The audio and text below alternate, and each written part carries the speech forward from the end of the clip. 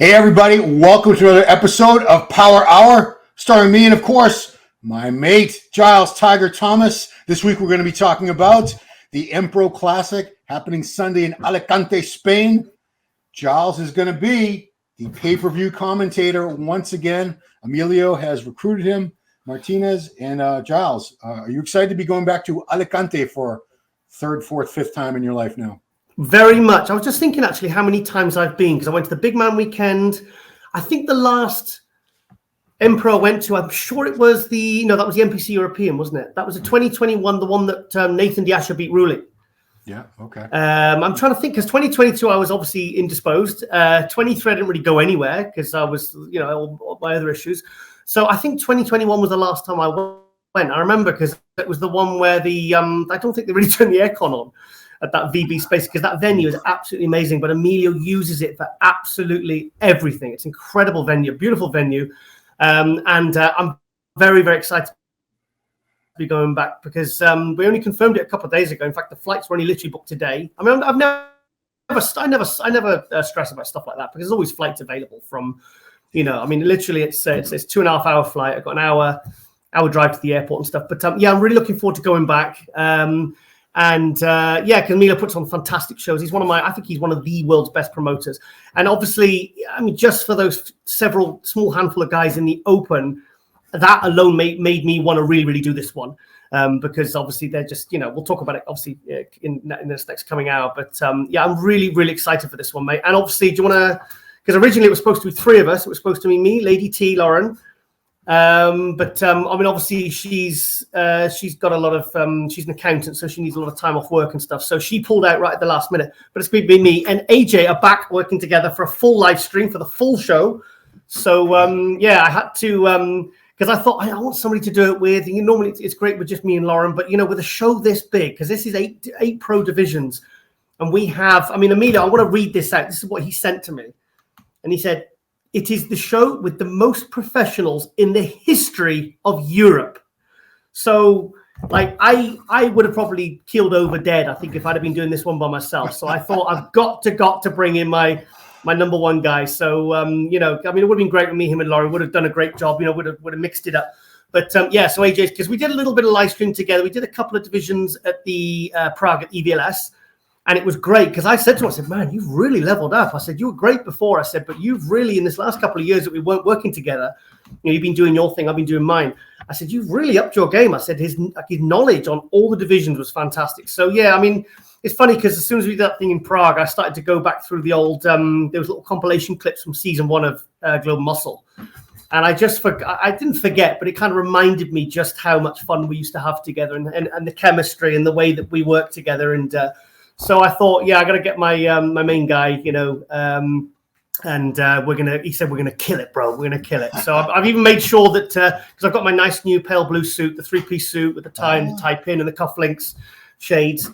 I'm gonna get a couple of sunbeds on tomorrow and Thursday. I said, AJ, we've got to go matching suits, mate. I said we're gonna look so cool turning up. So I said let's knock it out the park and have a fun weekend in Alicante. Yeah, it's great to see you guys back together because the first couple seasons of MD Global Muscle, it's still up on the Muscular Development YouTube channel, guys. And you guys knocked it out of the park on so many shows. We had a great rapport.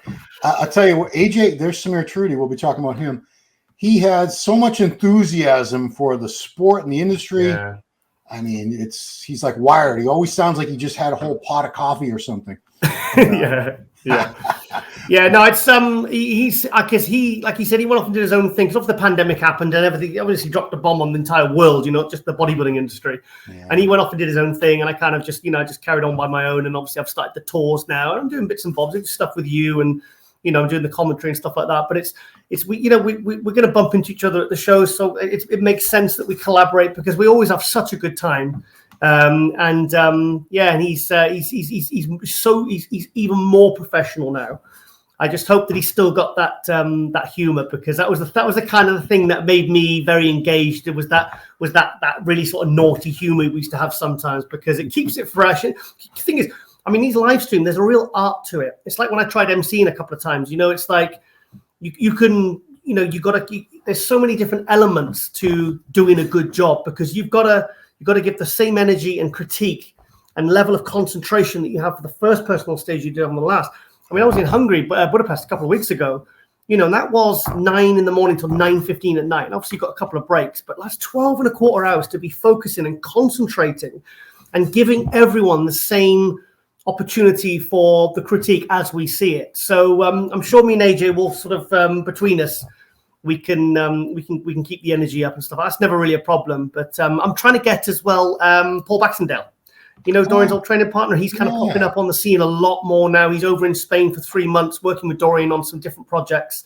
They were training Sergio together a few months ago. They're back training because he obviously had he has his problems with his hips. He's a lot of pain relief. So I think Dorian's working with him with like cold therapy and yoga and all that sort of stuff. Because they're longtime friends. They kind of reconnected a couple of years ago.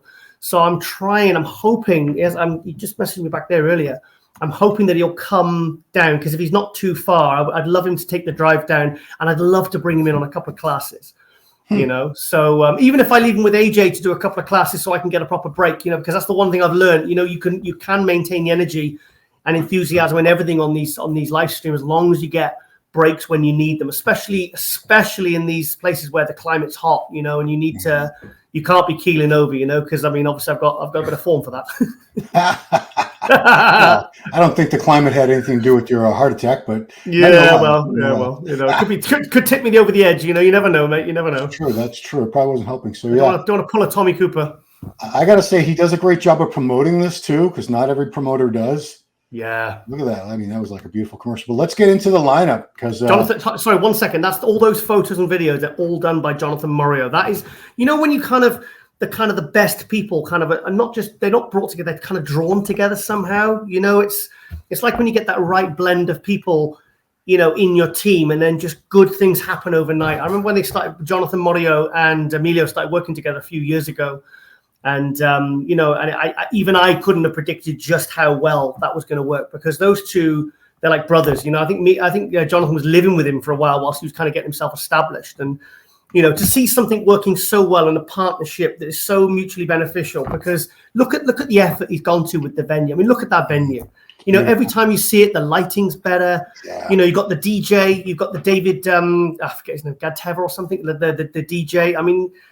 These people, they pretty much live together. Do you know what I mean? Because they travel so much. There's so many events, and not just at their own shows in Spain, but all the shows around Europe as well. So it's nice to see like a dream team working so well. And the thing is, it's no sort of mystery why they're so successful, and these shows are so successful, and why they're growing so much. Because, like you said, like I just said in that message, this is going to be the biggest pro show in terms of numbers that's ever been seen in Europe. So it's the amateur show on Saturday. I'm going on Friday evening, come back on Monday, and then the pro show is all on the Sunday. So I better get an early night on Saturday night. Christ. Yeah, I understand why a lot of these guys don't even leave Europe to compete when they have great shows like this to choose from. Yeah. I was surprised. I didn't see Presti on the list because remember we spoke last week about Presti's stomach problem, which obviously which meant because he didn't do Toronto, did he? He didn't show up, did he? No. So the list we're going off now. We're recording on a Tuesday morning, and I saw some confirmed athletes on the Empro Classic Instagram page that I don't see on the list right now. So I'm wondering if they're gonna Angel's on the list. He's not on the list, I should say. Meet and greet. Oh, so that's a meet and greet. My bad. Yeah. Because obviously a lot of these people want to support Emilio, and they want to be at these events. So even if they're not competing, they still show up because they want to. And Emilio doesn't just like to just sort of give him a free ticket or let him sit in the audience or whatever. He actually likes to promote them and public. And it's good though because it's nice to be at these shows and see the Angel Calderons and all these people there supporting each other as it should be. It's a shame like that. It's not like that in the UK, really. Right on. So we have see what happens to our athletes. He has a tremendous lineup. Let's get into William Bonac is probably the favorite because this guy is a 2-time Arnold Classic champ. He is a Mr. Olympia runner-up. He has been away from the stage since the 2023 Arnold Classic was the last time we saw him. I think the time off did him good. Sometimes these guys take a year off and they come back and it's not a good result, but it looks to me this was a few weeks. Oh, this is old. This is not. Are you sure? Double check. double check. 38 weeks, 32 weeks. Yeah, that's all. Let's see what we got for something new. I want new updates. Okay, so this is new. This is current. This is last week. Wow. Yeah. Looks just as good to me. And that leg, this was the leg he injured. Yes, in 2019, wasn't it? Yeah, I mean, it looks pretty much back to form. He said, I interviewed him at the Arnold Classic, I think it was in 2020, it would have been afterwards. Yeah, afterwards. And I said to him, about the leg, and he said he literally had to go back to leg pressing he couldn't barely leg press one plate aside with that one leg, and then a few months, it's like when Kevin Arone ripped his pec in 93. Yeah. And like 5 months later, a few months before he can't even bench press the bar and he thinks his career is over. And then he's there going making top 5 at Olympia. So regards to Bonac, I was like you. I was like, he's 41, and some of these athletes who've been, hitting it hard for like a good, because his career started. He turned pro in 2011. Yeah. Because he got third at the Arnold Classic in the amateur that year in Ohio, because I was there. And then he turned pro at the Bergman, the Juliet Bergman Classic. It was the end. It was after the end of 2011. And then obviously he had his career as a 212, very quick career. And then he went straight into the Open and then just obviously, won the Arnold twice, second in the Olympia. But, kind of like, if we go by what we know and what we're experienced with, you'd notice that really sometimes when these guys, like Ronnie said, he said, like, when these guys take time off, he says they never come back better. They never come back even as anywhere near as good. So when I started seeing these updates, and also the fact he's working with Stefan, the boss of Outlaw, I was like, okay. And then when I started seeing the real updates where things were really starting to happen, I got so excited because I love Bonac so much. I think he's such a cool guy, and he's so underrated. And he's somebody that people have been writing him off for the last 5 years. And he is a guy that, I had him second. I didn't beat him Rami at the 2017 Olympia. But to see him come back and to see the magic started happening again, I was messaging him because I've got his number. I've been texting him. I say, mate, I am so happy to see what I'm seeing. He's got that pop and he's got that magic back, and it's like things were like he messed up a couple of times at the Olympia in 20 and 21. And then it really seemed like it was a bit, awkward. It's like, okay, maybe you are starting on the slide of your career. But also I bumped into him as well at the Arnold UK. And even just walking around in a T-shirt, I could see that he looked like his body looked fresh, It looked like he did like a few years ago when you'd see him at the shows a few years ago, So I was really pleasantly surprised and excited to see that his body was really responding again. So also it kind of does give credibility to the fact that if you work with the right coach, you can turn things around if you have a different approach and a different set of eyes and somebody else guiding you that maybe, you really, really do click with. But to me, this is as good a Bonac as we've ever seen. And I keep flip-flopping between thinking he's going to win and Krizo. Yeah, Krizo's no joke. We'll look at him in a second. But yeah, Bonac on paper, he's the most accomplished competitor here. He's got the best track record. By far. It would not surprise. I'd be more surprised if he didn't win than anything else. But let's take a look at Krizo. But then hang on with Bonac. You're basing. Oh yes, he has been second at the Olympia, but he wasn't second in his last Olympia, and Krizo was seventh at his last Olympia. So you probably see them as. In terms of like rankings, if you were going to rank all the bodybuilders, the top 20 bodybuilders in the world, they'd probably be right next to each other on paper and might have slightly different opinions. I spoke to AJ and he thinks Krizo is gonna destroy everyone. He thinks he's gonna win this easy. But I'm kind of like, no, I think you don't realize.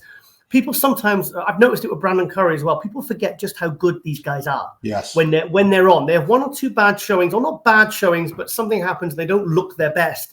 And then people start to kind of like lower them in their head, in their rankings because of how they look, because they didn't peak perfectly. But it's not a case of them not having a good physique. It's just that, they just didn't peak as well as they could. So it's not a case of decline. It's just a case of, like Hassan last weekend. I knew that he was prepping. He was going to be bang on. I had in my head, he's going to be bang on for Vancouver, not this show. It's not like a warm-up show, but it's a first of few.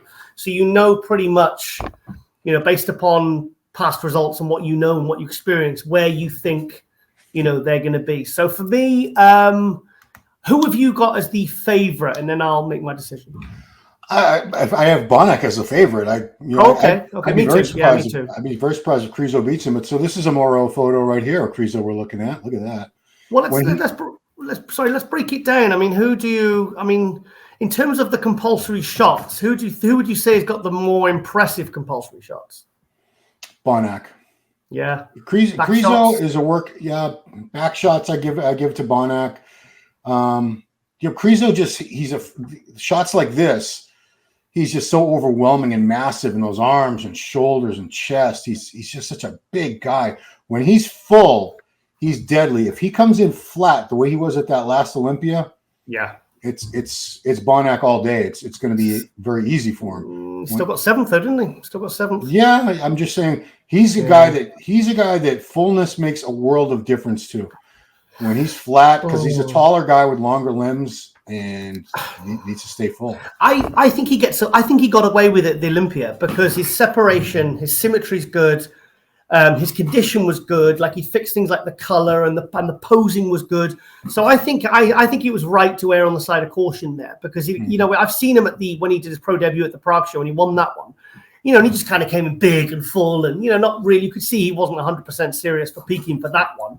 Yeah. And he looks good. But I think sometimes if you're gonna, if you're still relatively early on in your pro career like he is, then I think sometimes.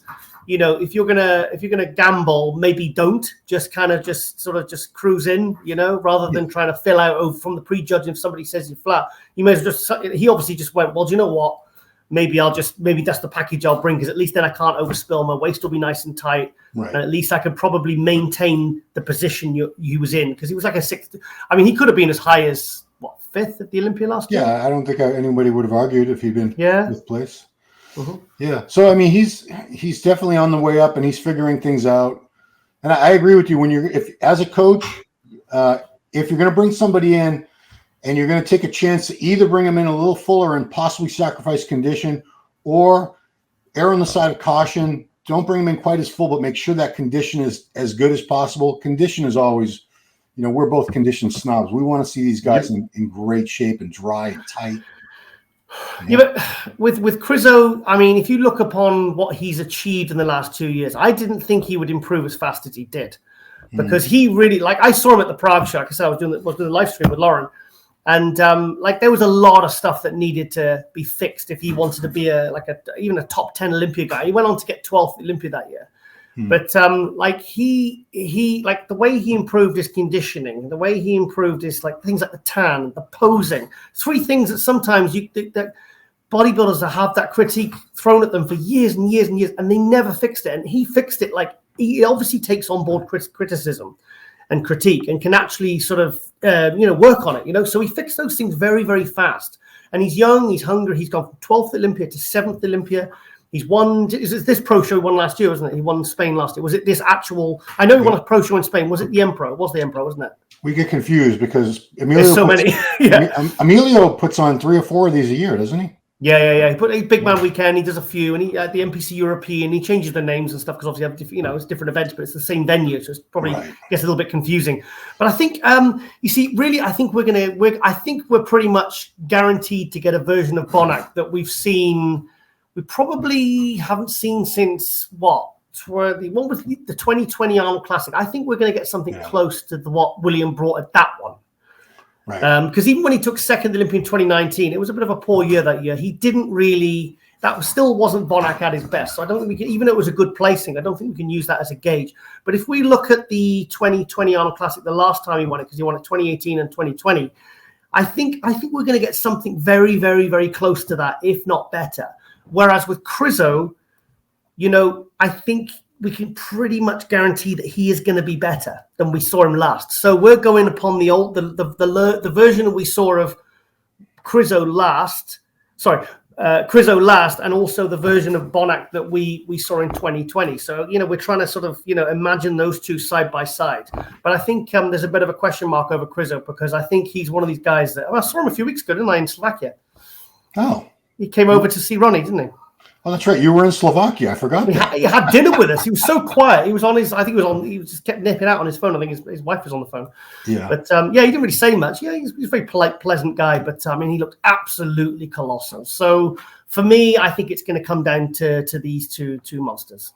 Well, maybe, but there's another guy I don't want to say dark horse because he's been known to be deadly. We got to talk about Behrouz Tabani. I'm getting angry messages from Milos already. Oh gosh. Okay. So this is Behrouz Tabani from Iran. Oh, is this an old one? It's pinned. Sometimes the pinned ones are super old, but still lets you know what he looks like. This guy is he's actually a lot bigger than I thought. Milos says he's about 120 kilos. 260, 264. Yeah, which, I didn't know he was that big. I didn't know. I've never seen him. No one in the U.S. has seen him in person because he's never made it here. Yeah, exactly. Yeah, can't we sneak him and Nathan in? Yeah. That's another situation. But Behrouz, luckily, he's able to get out of Iran and into places like Spain. So this is a guy I could see him pushing Krizo, pushing Bonac. Yeah. Maybe even edging out Krizo. I mean, I wouldn't be completely shocked if he won this, because he is seriously good. I mean, I've been raving about him for years, as you know. I mean, like I said, I was at the Prague show in 22, 23? 22. Yeah, when Brett Wilkin got second at the Prague show. Sorry, Romania. Sorry, 22 Romania. That was that was when he won. And if you remember when he came out by himself at the prejudge, and all I could see was a silhouette, and I was going crazy on the live stream because I just couldn't believe how incredible he looks. Because he's so good. And I'm glad that at least he's getting over to places like Brazil so a different fan base can see him. Because when you see this guy in the flesh, he's so impressive. I actually prefer his. I wish if he had slightly bigger legs, I'd actually prefer his physique to Hadi's. Wow. I do. No, I think he's got a nice. Overall, I think he's got a more pleasing physique. But did you know what? The one thing that really annoys me. What's that? He's got. I know he could do a little bit more quads. That's really been nitpicky here. But watch it now. What do you see? Yeah, the quads, especially in a shot like that. The shit posing, mate. The shit posing. The posing is terrible. Now he's got a really nice aesthetic physique. It's very. Look at that. He can look freaky in some shots like that, and then he can look really aesthetic. But his posing routines are shocking. He should be. The music choice, the posing, I wouldn't even be happy with that if he was guest posing. But there's a guy that with that kind of, especially with Milos as his coach, can't Milos just? Thing is, I don't think him and Milos have even met each other yet. Oh, probably not. Yeah, I'm sure Milos said to me they've never actually met each other. But I'd love Milos to spend a couple of weeks with him to go and say, right, okay, we're going to get you to this big show, whether it be this one or another one. We're going to get you to the Olympia. We've got your visa sorted. Let's spend a couple of days on putting together a really nice posing team. Because look at that. He is so impressive. To be honest, I thought he had Samson in Romania. I did. Wow. I did last year. I did because Samson was really I think the travel. It was just a few days after the Olympia, and I thought when they moved Behrouz into the middle, I was thinking, shit, Behrouz could win this, but they gave it to Samson. But it just kind of tells you just how good he is. He beat Nathan at that show, didn't he? Yes. Yeah. So Nathan's no joke. If you're beating Nathan Biasha. Do you know what we've got? Is it Italy show next weekend, isn't it? I think Italy is a couple weeks ago. Oh, no, you're right. It is the following weekend. Well, we're going to see Behrouz versus Nathan next week there as well. And then 2 weeks after that is Portugal. But the thing is, we don't want to get too ahead of ourselves and talk about other competitors, but Nathan is bringing an all new package. So I'm going to be very, very, very excited to see Behrouz versus Nathan next week as well. So but for me, just this top three alone is probably one of the reasons why I actually reached out to Emilio. And I said, Emilio, please put me down for the live, because normally I wait till they approach me. But I said to Emilio, I said, mate, please tell me you've got me down to do the live stream this year, because I have to see this in the flesh, because I really want you to all hear my reaction when those three guys come out, because the place is gonna. It's good to always get one or two big names, but you've got Krizo, the up and comer. The guy who's really knocking on the door of the top six of the Olympia. You've got Bonac, who we're all excited because it looks like he's actually going to get back to the Bonac of old of 2020, 4 or 5 years ago when he was winning the Arnold Classics and, literally top three in the world, top two, arguably, Yep. So it's and then you've got Behrouz, who obviously with all the visa problems is finally being able to, get to a good quality show like this one, have good quality competition to really see how he stacks up. So for me, this top three alone is what's me getting my ass on that plane on Friday morning from Manchester. So let's look at another guy. I get very excited when these kind of lineups happen. So I just hope all three make it, and then you've got all the other guys as well, which we'll talk about now. Yeah. So Sassan Pablo from UK. I haven't seen this guy. How long has he been gone? Well, that's 2015 when he won the British. So okay. Well, yeah, that's old. Yeah, he's a lot better than that now. It was 2018. He got 5th at the New York Pro, but he should have been higher. That was when Nathan won the New York Pro. Sorry, hang on. 2018, and he was up against Sergio, and I thought, no. So what am I talking about? Sorry, 2017 New York Pro. Sergio won. Sergio won it. Yep. Sergio won it, and Sassan was 5th. But there's some pictures of Sassan next to Sergio in the pose down, and it's very, very close. You wouldn't think there was 4 guys in between them. So, and then he did the Cali Pro, if you remember. Yeah, that's right. Yeah. So and then he took time off. I was there in New York, and he was very impressive in New York. Bugger off this. Sorry, my cat. Your cat. Yeah. Yeah. So I mean, he's a first call out guy. There's no doubt about that.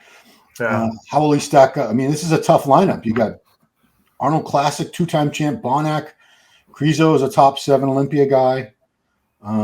Behrouz should be a top 7 Olympia guy if he could get to the damn Olympia. I'm really looking forward because I think the final call out is going to be Bonac and Krizo, but I think Sassan's battling for 3rd with Behrouz. That's the one I want to see. Yeah. That's because I in my head that's who I have. I think the top 2 is going to be that either way, and then I think 3rd and 4th is going to be between Sassan and Behrouz. And I'm just trying to think because I know Behrouz has got a better back. Sassan's got better legs than Behrouz, but really I think neck and neck. I think they're of the same sort of level of quality. And I mean, people said he's got a bad back. It's just the angle he's taking that picture at. His back looks terrible there because it's the angle. He's actually got a very good back. But Sassan's gained a lot of muscle quality and density in this time off. He hasn't stopped training, but I've seen the magic really, really happening in this last few weeks on the prep. So I was glad to see him.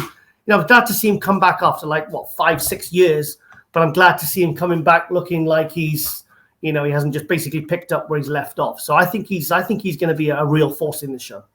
Yeah, no doubt. I'm very impressed. I'm glad he's back. It's always good to see these guys because a lot of times they go away and you think they're coming back and then you never see them again. You think he's done? Life happens.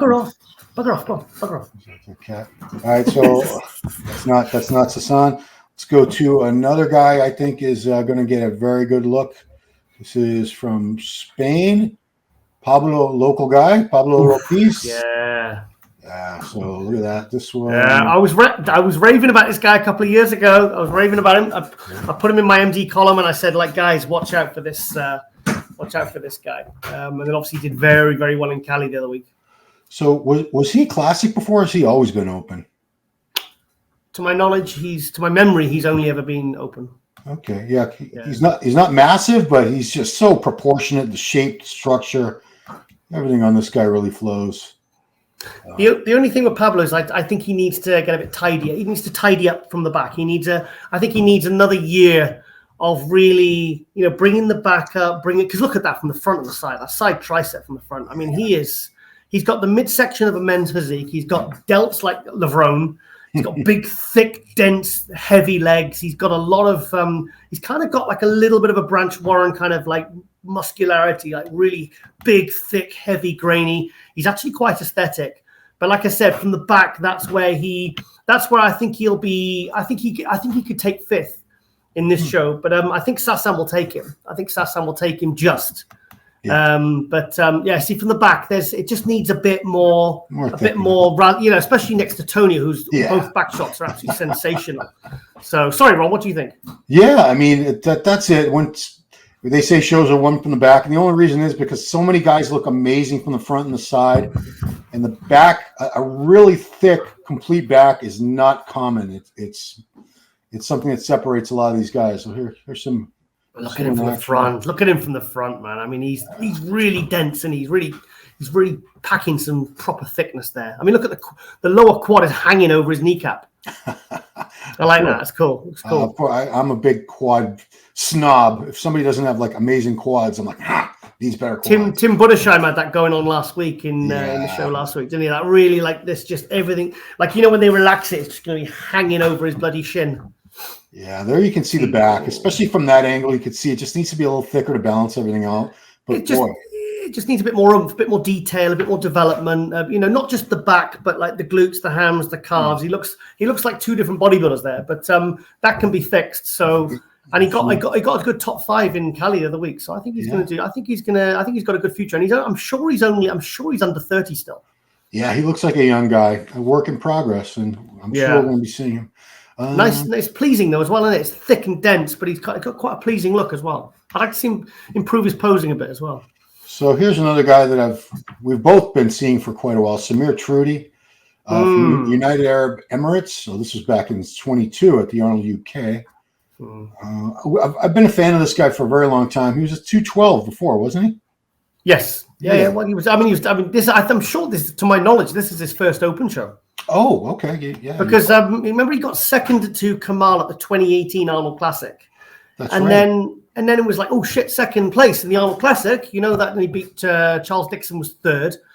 And then ever since, in the last 6 years, he's done a lot of shows, but he has never once even come close to being in condition. And it got to the point where it was getting frustrating. And then I was in Sweden doing the commentary with Minna and Ashkan a few weeks ago. Yeah. And in the pose down, because he's a gasp athlete, they had James Hollinshead, that Anthony, the Spanish guy, what was his name? Carrasco, the guy who turned pro at the Sweden show the year before. Absolutely, he was huge. And then they had James Hollinshead, and they all brought him out individually, and then they brought them all out together. And then they announced, because I was thinking that's looking like and he was several weeks out there. I mean, 6 weeks out. And Samir then was looking like in the kind of condition that you'd see him better actually than I've seen when he's been on stage in the last 6 years. And then when he said he was 6 weeks out and they said open, I was like, okay, now you've got my attention. Because sometimes when you get these guys that maybe are ready at 225 or 230, sometimes they crash down and they don't look sharper. They just look tired and soft and flat. Right. So maybe even though he's a very, very short guy, he's got a ridiculous amount of thickness. And I think we might see another, like what happened with John Jewett and Tonio, where they just look up, they come back as an open, and you're like, okay, I see why you've switched to open, because your physique is allowed to, you're not holding it back, you're not tiring it into the ground with zero carbs and trying to starve the muscle, where the body doesn't look better. Like I said, it just looks worse and tired and flat. So I'm very, very interested to see how he's going to look as an open, because he might look like a, like freaking Lee Priest, So he's got the potential to look like absolutely crazy as an open. So I'm with some of the success of the 212 switching to open, I'm actually very optimistic for the first time in 6 years with Samir. So yeah, I'm really excited to see what he's going to bring. This is the show you were at, the NPC Sweden, the Gasp show. Yeah. I mean, that's that's better condition than he would bring into his shows in the last 6 years. Right. I've been very critical of him, but condition. It's only because I think this is a tremendous physique. He's got so much size and great shape and structure, everything except the condition. So when I see somebody that should be winning shows and they're not winning shows based on condition, I call them out on it, because I hate to see people never fulfill their potential. And I think I've always been a big fan of this guy's physique. I mean, you get guys like Jose, when those couple of years when he was really struggling to make 202, then 212. And you know that they really go to real drastic measures just to make weight. And then when they do, they do it and they really suffer, and they're eating nothing and there's no fluids, and they end up looking absolutely crazy conditioning like Jose did in 2012 when I saw him in Prague in the British Grand Prix. And then sometimes, you get guys like this that they suck it down and they just end up running themselves into the ground, and they just look awful. Their body just rebels. It's like the metabolism just almost like shuts down. The body goes into starvation mode and they go, no, I'm not having it. But sometimes when you actually make the decision to you've seen classic guys go into open. We've seen 212 guys go into open, and more often than not, it's actually a really, really good move, because I think we're going to see an all-time best Samir this weekend. And I mean, next to Sassan, they got similar kind of levels of muscle and physique and density. I wouldn't be shocked if he does really, really well. So it's going to be interesting to see him with Pablo and Sassan, and even Behrouz. I think he'll compare well because he's not missing anything. Yeah, I'd be so happy if he ends up just putting it all together and doing well as an open, and better as an open than he did as a 212. he was a very good 212 pro, but I think, like you said, this might be his time finally. It's been a few years in the making, but I'd be so happy for this guy if he pulls it off. I just want him to look bursting full because he looks great in photos, but when he came up close, when we had the headsets on, we were like doing the commentary and stuff, and you see him up close. I mean, he's like, he didn't look small next to James Holland's head, or wow. I mean, he's got a lot of muscle. This guy, I mean, ridiculous. I mean, look at the ham drop. I mean, that's like Tom Prince level, isn't it? Great. I mean, those quads are insane, and the hams. I would say hams like that are far more rare than great quads. So especially when this guy's in condition, which those shots that we were looking at before, it's better condition than I've ever seen him on stage. I mean, what do you think he'll be on stage bodyweight? Also, John Jewett, was it 4 weeks out? He was weighing mid 230s. You said, remember you said he looked like two. Yeah. I said no. I think he's more than that, and he was, but he was in condition as well. It was like, it's very well being a body weight, but like if he turns up like say 225 to 230, maybe even heavier, and he's in good condition, then that just shows you how much he probably suffered to not do well in the 212, and what a good decision it was for him to switch to open. So fingers crossed for Samir, because as the years tick on, you don't want these guys to keep missing the mark, coming 7th, 8th, and 9th in 212 shows. They're getting beat by guys literally with half the amount of muscle, but they're just shorter and just in condition. Right. No, totally. He's been worth the wait, I think. I hope. Yeah. I really fingers crossed for him. I'd love to see him. I mean, even imagine if he took like a Sassan or a Pablo, and because the thing is, like I said, they're venturing into new territory as well. So you don't know whether he might come in and be, I mean, I'm not saying he'll be top 3, but imagine if he just come out and went, holy shit, this is a completely different story. This guy is really meant to be open. Like Tonio did. I mean, Tonio switched to open and boom, did great. All right, so last guy I know we're going to talk about. I was not familiar with him until you told me you've seen this guy, Rhys McDonald, from right there in the United Kingdom. Yep. Never heard of this guy, but wow, just first impressions. He looks pretty darn good. Told you. This was 2 weeks ago. He's good, isn't he? I mean, is this his pro debut? It says right there, #pro debut. Yeah. So yeah, this is going to be his first pro show.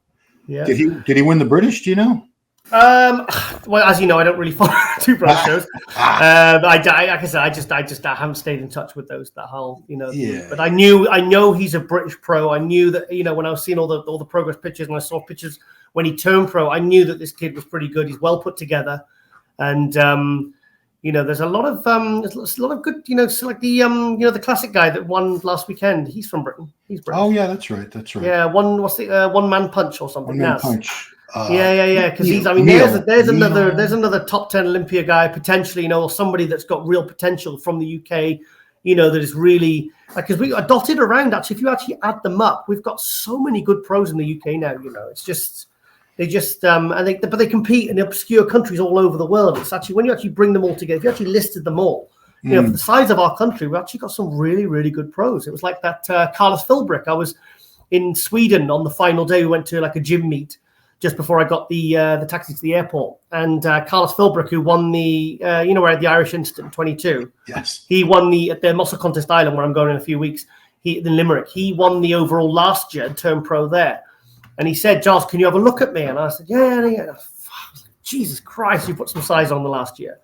Wow. And but it just goes to show that there's there's a lot of good British talent sort of just hiding out there. So but like I said, guys like this that are just gonna. I mean, look. I mean, he's. I'd like to get to know. I'll go up and speak to him actually when I see him in Spain. And I'll maybe get to know a little bit more about him, because I think this guy's got real potential. I think he's very, very good potentially. Yeah, this was 6 days out, so this is fairly recent. Quick, here's a trivia question. Do you know what the total population of the United Kingdom is? How many million? I've got 60 million in my head, maybe a bit more. Well, with all the immigrants, it's about 70. You had to go there. Well, it's like 700,000 a year trying to come in now. That's it, dude. We get that many every day now. Yeah, somebody accidentally opens the gate to pick up a pint of milk, and 300,000 people walk through. Yeah, so he looks great. Looking forward to him. Yeah, he's good. Young kid. Like I said, I don't really know much about him. I've just seen a few pictures, and he caught my eye, and I thought, oh, this guy's got potential. Kind of reminds me of that front relax reminds me of that Christian Wolski. Yeah, true. You know, similar kind of physique, and he's been doing very, very well. He's making top fives. Okay. You know, made quite a few top fives. I realized I wasn't following German Pastor. I just gave him a follow. Me and cool. 46.6 other thousand. So there's a big list of classic physique guys, and as I always sort of try to preempt it by saying, I'm sure there's a few guys there who are just amazing. I've never heard of them though. This is a guy I've seen before. You've seen him in person. This is German Pastor from very good Spain, and look at that.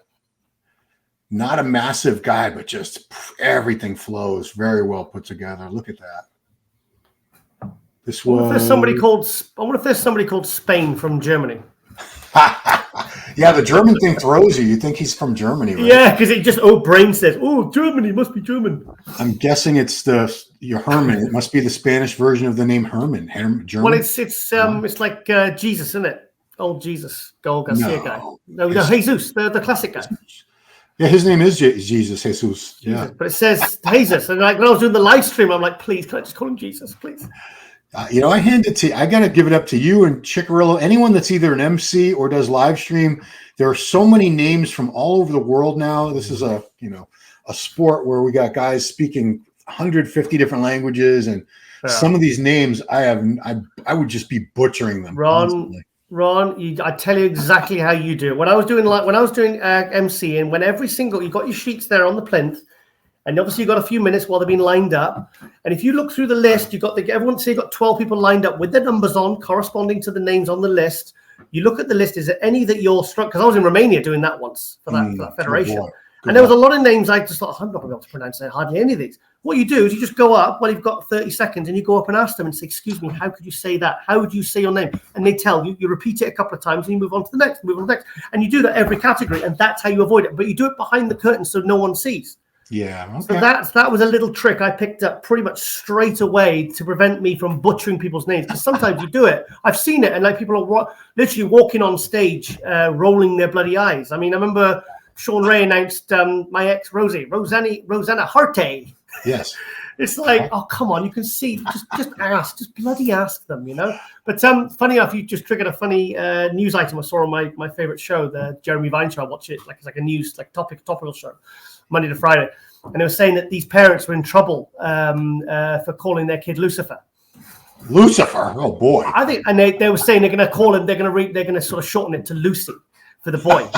And it was saying like obviously he was getting a lot of it was getting a lot of like negative attention for I don't know who from, but the local authorities or whatever said, "Are you really sure you want to call your kid Lucifer?" It's like I like the name Tiger, T-Y, when me and Lauren have kids, and she's actually up for it. I tried pushing it by saying, "Can we get a double-barrel Tiger Optimus Thomas?" But she wasn't having that one. Well, Tiger would actually be a great name. I mean, we got Tiger Woods. Cool. Tiger is his real name, I believe. Tiger Woods. T-Y though, T-Y-T Tiger. I think is a cool name. I think it's a nice name. It is, but why not just stick with you're known as Tiger with an I. Why not just be like Tiger? Yeah, Jr.? I just want to be Ponzi, don't I? Ponzi like all these other Southerners. Ponzi means like posh, fancy. Ponzi, just Ponzi. Like, oh, don't be such a ponce. Man, I know most of your slang, but sometimes I'm stumped. Lauren. I mean, Lauren struggles all the time. Like a lot of my phrases and stuff. I mean, it's a lot of my kind of like my sort of cultural jokes and stuff like that. She's hearing them for the first time, so it's great. So she's laughing all the time at me. I don't think it's great because if any British girlfriends I've had, they're just like rolling their eyes, going, just dissing me, But so is she born and raised in South Africa, Lauren? Yeah. Because she doesn't have that accent that they have. I'm trying to think where was she born? Cape Town. I think she was born in Cape Town. I should know this, shouldn't I? Their accent it's not the same as your accent. It's very different. She was born. She came over to live here permanently in 2016 to study. Okay. And then she went back and then came back, and but like she sounds like purely British, like me. That's what I'm saying. She sounds very proper. Yeah. So I mean, there's no hint of South African in her accent at all. Or I think maybe when she's around her mum, when she goes out there, maybe she picks it up. Like I went to Wales the other weekend, and I know after a few hours, I could start to pick up little bits of Welsh. I can feel it. I can feel it coming. I can feel it welling up in my throat. Well, like Flex Lewis, you do not sound like Flex Lewis when you talk. Yeah, well, no, I went to Neil Hill's old gym, that gym. That was Neil. I was sending pictures to Neil and to Zach Carter. I said, Zach, so I took a picture of the leg room because Zach used to drive down, I think, every week or every couple of weeks to like ridiculous, like 12, 13-hour round trip. And I said, I said, where am I, Zach? And he went, oh my God, you're Neil's old gym. He said, I remember that leg press. He said, I threw up on that many times. That's hilarious. Yeah, so German, I think on paper, this guy's won a bunch of shows over there. Mm-hmm. I think he's won this show a couple times. Yeah. I have him in my head as winning the Alicante shows on several occasions. So he's my favorite on paper just based on the fact that I know him. Do you know what, Ron? I'll be honest, I think you could specialize like we do with hopefully all the divisions. Like, when we do like an Olympia review, we can pretty much go through every single division because we know who the top people are in every single division. And that takes a lot of doing, but I think you could actually just specialize just in classic. Oh, yeah. And you'd still have a lot of work on your hands because how many times have we done these show reviews when we've looked at lists of like 30 plus guys sometimes at like dozens of shows throughout the year. And you and me, like before we start filming, like, I don't know any of these people. And then a couple of days later, you've got new superstars in the classic, like that Josema Beast, the guy who came over from Open, who's doing this, to me, that picture of him, the front relaxed, to me, that's one of the most iconic shots that's going to stick in my head for the entire year across, talking in all of bodybuilding. He's 21, he's 22. There's some of these Instagram accounts are like saying like, is Chris Bumstead in trouble? And the fact that there's people that could come out of nowhere and, and there's that many people that, to say, like a goal, a lifetime a career goal, to even hope to make top 10 in the Olympia like this year, I think is quite an achievement because, this kid is incredible. I know we've got a lot of people like Wesley and all these other people saying we'd love to see him win the Olympia in the next couple of years, but this kid is something special, Ron. Yeah, no doubt. Where's that front relax? When he's putting the hand, he's doing the Milos, the hand on the chest. And his back and his intercostals. It looks like he's been drawn like by AI or like anime. Where is it? You got to find the shot, Ron. You've got to find the shot. You'll see it. He's got it in his profile pic, but I want to get it somewhere else too. Go down. There it is. Look at that. Come on. I would just make that into the trophy for the classic division right there. Literally, that to me is one of the coolest pictures I've ever seen of a bodybuilder. Right back from when. Do you remember when, like when I was 14, like 1990, and I have all the magazines, and you'd be cutting out all your favorite pictures, putting them on the wall, and those iconic shots of like Barry DeMay and Sean Ray and Kevin DeVrone and Ronnie and Dorian, and you put them up, and that's if that had been in a full page in a magazine, that'd have been straight up on my wall. 100%. When I'm training arms in my bedroom, do you know what I mean? That's what I would have been looking at, thinking that's what I want to look like.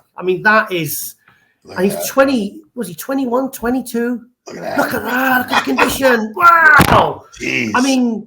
I'd like to see him next to Urs and Chris Bumstead and Wesley. I think he's incredible. I thought he was crazy when I heard he was switching from Open to 212 because he went, to Classic, because he got fourth in, was it this show last year? Yeah. Hell of a pro debut. Everyone was like, God, this kid's 21. He obviously beat a lot of good names. And I was like, and then when I heard he was switching to Classic, I was like, why the hell would you do that when you've had such a good pro debut at 21? Mm-hmm. Why would you do that? It's like, I thought this kid's insane. And then he showed up to that show a few weeks ago, this show that we did these pictures from. I just thought, oh my God, this kid is absolutely, like, it was the right decision. So, and the fact that he's jumped into this show as well, I am so excited. I'm so excited to see this kid in the flesh because I think he's, I don't know how. I'll speak to him actually, and I'll find out how close he is to the limit, what his plans are, what his mindset's like. Normally, Emilio will tell me anyway what's really going on with these kids. Because he'll say, like, yeah, this kid's really got it. Like I remember Neil Hill telling me about like Flex Lewis and some other athletes where they go, no, this. I'm not just talking physically, these attributes. We're talking about what they've got up here because we know the guys that have got that something in them. That we'll see someone like this be, like a Chris Bumstead. Look at that. Sorry, I get really excited. This kid excites me, man. I think he's awesome. Was he on the list for this show and I glossed right past him? Yeah. Damn it, Ron, you suck. Okay, well, I just changed my mind about the winner. Yeah. Oh no, I think I just like he's the condition. He's got a distinctive shape. He's got. I mean, look at the hamstrings. And do you know what, Ron? Once again, doesn't it throw out the argument of muscle maturity? Isn't it? With guys like this, it just shows you, like Emir Omaragic, guys in their 20s that. I mean, look at the back. I mean, it's like a mini Dorian, isn't it? 100%. I'd like to see maybe a little more arms on him, if anything. But yeah. Everybody's got something that they could prove on. But that was Bumstead's knock for a very long time, and he's got 5 Olympia titles in the money. Yeah, but I could see guys like this, but then again, like Richie Nagy, Nagy, the guy in Hungary, I thought he was awesome. When I saw him in the flash, I was like, shit, this guy's going to be top 10 Olympia. But then, like, when you realize how much, hopefully we'll never have another Olympia where we had like 58, 60 guys. I mean, that was too much. I mean, that was just ridiculous. But look at that. Jeez. Look at that, Ron. Look at it. That's up there with some of the best backs in Classic for sure. Ooh. I mean, I'm excited to see him, actually. And I'm excited to see how dominant he is as well, because the standard is so high, not just in these European shows, but all over the world in Classic at the moment. I mean, I'm seeing Classic lineups now in shows where, like the standard is consistent, like literally right up to the 30th guy, I love seeing him like that with their tans off and stuff like that. And you can just see him relaxed. I mean, this kid is hungry, isn't he? He's really hungry. Those delts. Real quick, I wanted to good looking dude as well, which is obviously very important, with like the marketing, because thing is we've got like the Bumsteads and stuff like that in the years, and stuff like that, and these kind of like these kind of good looking young kids that the young kids will aspire to look like, to want to be like, you know what I mean? It's kind of important to have those marketable people that supplement companies can go, right, this is who we want in our advertising campaigns and everything else. So sure. I wanted you have to unmute your mic. Sorry. Let me unmute that. You have to manually unmute your mic when I put this on. If you can do that. Hang on, where do I do that? Oh, hang on, where do I do that? Little microphone icon in somewhere in the corner. That one. Otherwise, I can't hear you. Maybe. Let's see.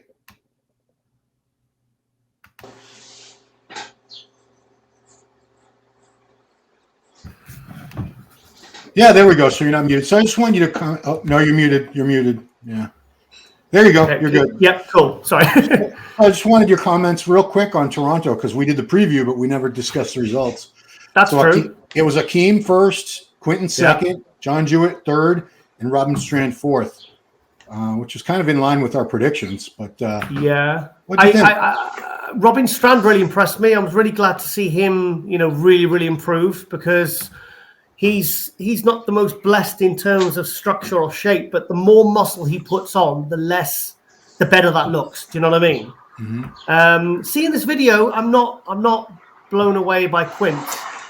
Yes, he looks better than he did at the New York Pro, but I still think, did he deserve second? I mean, looking at these pictures, I would say that John Jewett is in better condition with better symmetry, but then Quint's got that really, really kind of beautiful, pretty shape in like the front of a bicep, and he's kind of got. Look at it. He's obviously got a much, much better structure than John. But for me, it's a flip of a coin between him and John, because John is like he's not as structurally blessed as Quint. But he's dense, he's thick, he's got a bit of getting his branch warren on there. But I'm really happy to see Akeem continue this comeback, because I was really, really worried about him last year, with the back problems, and I kind of thought he was done. But coming back at the Arnold Classic like he did, looking great at this show, I'm happy for him. But the back is still not what it was, but it's a pass at the moment, isn't it? It's not. I think he'll struggle to make top 6 at Olympia again. That back might even keep him out of the top 10, because he's been 6th and he's been 9th, I think, twice. He's been 6th and 9th at Olympia, so I think he might. Oh, I muted you again. Sorry. Yeah, he might struggle to make top 6 at Olympia, maybe even top 10. But a good win for him and a good show with a good lineups. Yeah. So I'm really, really happy for him. Cool. Yeah, there didn't seem to be a whole lot of debate about Akeem winning. the biggest debate was that John should have been second rather than Quentin. A lot of people. Yeah, I think so. In fact, that high quality footage there, I kind of see that. Yes, he kind of like when he said how many pounds heavy was he there than New York? Is it 10 or 11, wasn't it? Yeah, it was like 10. Yeah, I mean, I would say half of that is fullness in the muscle, and half of that is water, really, because he's not shredded sharp, is he? But for me, he just lacks that pop in his chest and back. He's got a nice width to his back, but I think he needs more thickness. He's got a good chest, but when in some poses it just doesn't pop. And I think really, I know he keeps saying it, but I think he still needs that little bit more time to develop a bit more density. I feel like he's very pretty and he's got structure but he needs just more dense muscle. But I just he needs to put his foot on the gas now, because he's like the lower body is clearly way ahead of the upper body, but I just feel like he needs density. Yeah, I mean, there's a guy that should go to Kuwait, honestly.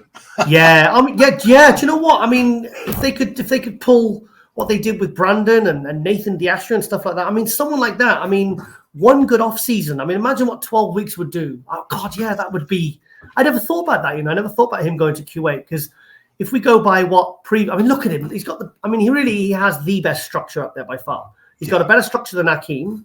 He's got a prettier shape. He's got great calves. He's tall, but he's got good width in the back, but it lacks density. It lacks really thick, dense muscle. That kind of.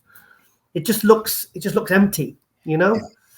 So, yeah, but whereas you look at Akeem's chest and his shoulders, and there's just so much. It's like hanging with, like Brandon Curry's hanging with muscle. Those side shots of Akeem are just lights out. His side tricep and side chest. Very few people can beat him. I mean, Akeem's probably got one of the best side chests and the side triceps in the world. Oh yeah, he does. I mean, do you know what I would like to see? I'd love to see him next to Rubiel in the side chest and the side tricep.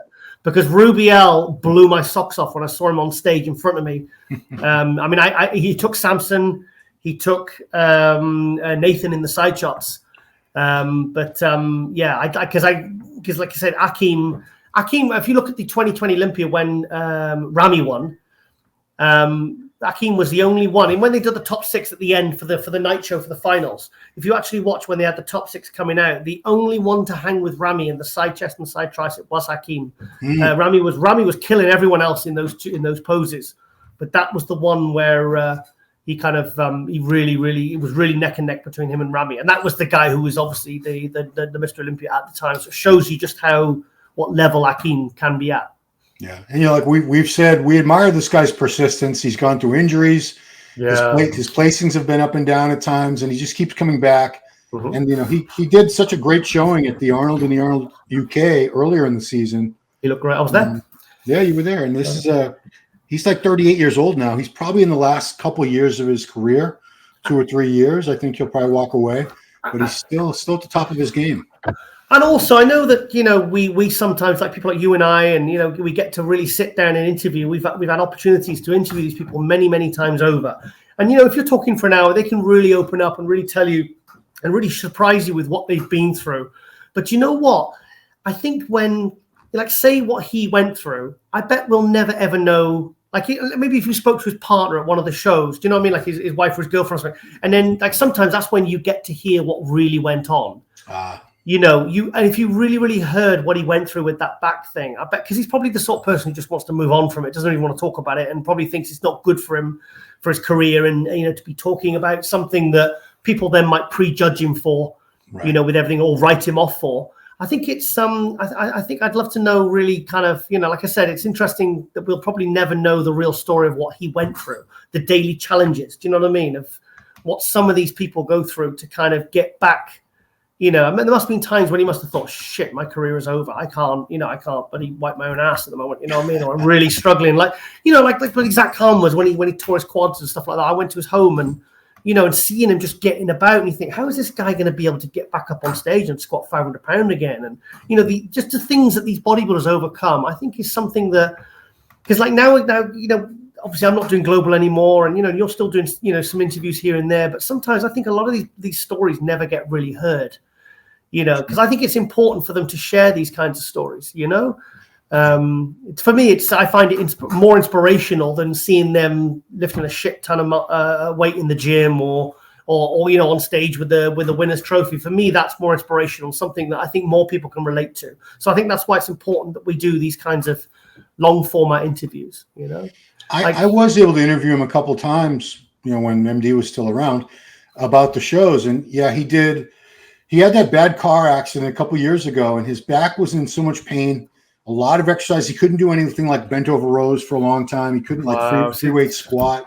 Yeah. Had to rely on machines. And then even last year, he did the Arnold with he had hurt his shoulder in the accident too, and a lot of people didn't even know that. He waited until after. I think he had the surgery 2 weeks after last year's Arnold Classic, because he waited. He's trained for that show with horrific shoulder pain. Yeah, he just pushed through and did it because he was obligated. He didn't want to let anybody down, the fans and the sponsors. He's such a freak, isn't he? Yeah, he's so thick, so dense. Mm-hmm. I think it really speaks to the mental fortitude of these bodybuilders, because they can go through a prep and do low carbs. They've done it 20 times. Do you know what I mean? But I think sometimes the real mark of a champion is the one that really comes back after, like Kevin Levrone, when he tore his pec completely off the bone, and he just got second in the Olympia, his career's exploding, and then boom, something like that happens. I think I'm always impressed when especially when I get to know these people and I speak to them, and then you spend a bit of private time with them or something, you're at a show or, and then they'll kind of really open up and share what they kind of mentally went through. It kind of makes you realize that a lot of bodybuilders are, they're a different breed altogether. Yeah, because you and I, we can get injured and we might have to avoid certain exercises and train around them, but we're not getting ready for shows like the Arnold Classic of Olympia. Like Akeem has had to push through pain and training around injuries, getting ready for major competitions. Yeah, that's a whole other level of mental fortitude. Like Bumstead, I mean, he's torn everything, isn't he? He's torn his lat, his bicep, his quad, his hamstring. I mean, it's like, and imagine, like tearing, even if it's because he said he tore his lat before the Olympia last year, and then he still went and won it. Yeah. And back shot didn't look good, but you can, for those of us with a good memory of how he looked the year before, you're like, you look quite as good as last year. But it shows you just like shit. Imagine 6 weeks out and you've got an Olympia title to defend, and something like that happens. I just can't imagine. Like when Dorian tore his tricep and tore his bicep, and and I hear stories of, like he said, he was on stage and on heavy medications, and some he couldn't take because it obviously would hold water. And he said, if somebody bushed into me, he said the tricep could have popped because it was hanging by one thread, by one tendon. Yeah. I mean, that is really, that's why I was like, I'm really harsh with people that pull out of shows because they're just not feeling it, or they're, you're like, just suck it up, Buttercup. Get on with it. Yeah, get on with it. Yeah, get on. Stop being a fanny. Yeah. So, yeah. All right, well, we've been going for over an hour, and this is Power Hour, and your cat's probably very, very hungry. You're probably very, very hungry. Power Hour and a bit. Yeah, Power Hour. You've got a lot of reptiles to feed and good stuff like that. I appreciate it. I was like steaky tonight. Got to feed my steak before he eats the cat. Yeah, my son is a big fan of your Instagram page when you show the lizards and snakes and all that. Yeah. He's a big, animal fanatic himself. Cool. So well, I'm going to obviously I'll be in Spain, so I'll get the full rundown next week when I get back. So I'm really looking forward to that one. Yeah. This is going to be a really good show, this Spain one, and I'm really, really glad that I'm going now, because I think I would have been really, really gutted if I had not gone, because this is going to be something special. I mean, those three guys alone, as well as all the other guys and all the other competitors, all the other divisions. I mean, it's going to be, Emilio shows us something special, and they are like a real. I wouldn't say the word ordeal because that sounds negative, but it's like a real, what's the word? Odyssey. That's the word. Odyssey. Like going into something like, you're going into something that's going to be incredible, intense, impressive, with a lot of love and passion thrown into it. So I can't wait, because the thing is also, like, they're my friends as well, and it's nice to be like, when at the end of the Empro, the last, Emilio comes up to me and he gave me this big framed like medal thing as like a thank you, so this is for you, Gio. Wow. This is for you. I've got it in my office there, just like as a, like just as a thank you, like a memento from an incredible weekend, because these people, Emilio and his team, they're very hospitable people. They know how to put on a show. It's in a beautiful part of the world, Alicante, Spain. It's people go on holiday all the time. I photographed John Citrone and Stuart Cameron once outside when they were doing the NABBA Worlds in 1998. Oh. And John was 58. He won the Masters, and then Stuart was 20 or 19, and he won the Juniors. And I were posing next to each other. That's hilarious. I think they were like, was it 37 years apart, or whatever. Wow. But yeah, it was incredible. So yeah, a lot of good memories of Alicante. So I can't wait to go back and make some magic with my guy AJ. So I'm really looking forward. Yeah, it's gonna be a good weekend. I want to let everyone know all the information, including how to get a hold of that pay-per-view, the live stream, webcast, whatever you want to call it, EmproClassic.com. That's the homepage right there we're looking at. You can pick that up for, I don't know how much it's costing, but you can find out. It's on Sunday. So here in the U.S., it'll be wrapping up early because Spain are they an hour ahead of you time-wise? Spain, yeah, I think it's 1 hour, yeah. Yeah, so that's 6 hours ahead of me. Well, also, Ron, I mean, I'll be there, so just WhatsApp me if you want any details or anything you want to know. I'll send you some pictures and videos if I get a chance or whatever, and I can, you can use that for whatever you want to need it for, or for footage for the Power Hour next week, so you'll have fresh footage. So I'm going to make sure I get plenty of breaks as well, because I think that's the thing I've learned with these live streams. You've got to be able to take the headphones off and just take a 20-minute break, get some water and go to the bathroom and get some food, because you've got to keep the energy up, because these live stream things are bloody intense. So and like I said, we want to keep the quality high, because I want to continue to be asked to come back and do all these, because I want to, I've been to Hungary, Sweden, Romania, Prague, I'm getting asked to do others as well, so, and I have a good time doing these things, man. They're good fun.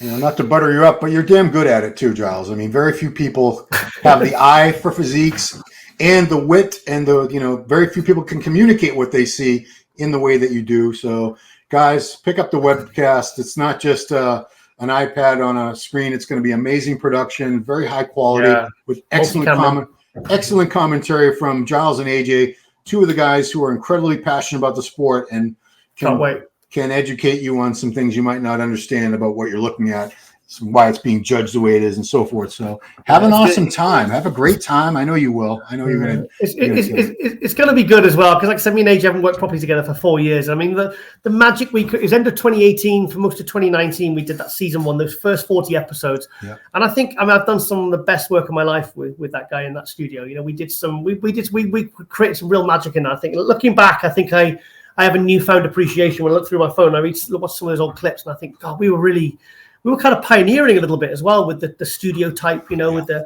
2 people interviewing, not just one, and and the way that we did it and how we did it, and our style, and also the difference between me and him, but that shared love of bodybuilding and that passion, and the kind of it was the big Jamaican Norwegian guy, and then this kind of like they just see me as like a posh guy. I mean, if they really knew the real me, they'd see I'm not posh at all. But, right? No, I thought you guys it was great the way you had that energy. We're counterparts perfectly together. You did the hot news. I don't know if you've seen the comments on some of these Power Hours on my channel, but a lot of people say they miss Global Muscle. They love that show. I do miss it. I do. I mean, I'm in the studio now. I mean, I haven't, like I said, I haven't got rid of it. I've kept it. Obviously with the tours, I had Ronnie in here, I had Wesley in here. Yeah. So I'm kind of using it for that as an excuse, maybe. But if I was really serious about stopping, I would have just, because there's a lot of money's worth of equipment here. I spent a lot on it. I probably would have just sold it and just used this as a dining room, but or convert it into a gym or something. Use the money to buy some gym equipment. But I've still kept it, so it tells you something. But I do miss Global a bit, actually. I do. I'm starting to miss it now, because I used to get such a kick out of it. Even the filming, the editing, the whole process. But so yeah, we'll see what happens in the future. We'll see what transpires. We'll see what the universe wants. I would love to see it come back. I was a huge fan of the show. I used to watch it religiously, even though it was we were all on the same team doing different videos. But it was a very special moment in time that I'd be overjoyed to see it come back someday. Thank you. We'll see. All right, guys. So check Giles out as the live stream commentator, along with AJ, Kelly, Robert. Empro Classic Sunday. All that info on EmproClassic.com. If you like my channel and you want to support it by helping it grow, please subscribe, like, share, ring that notification bell. I want to thank my best mate, Giles Tiger Thomas, over there in Tiger Towers in the UK, for helping me out again with another episode of Power Hour. And we will see you right here next time. Thanks for watching.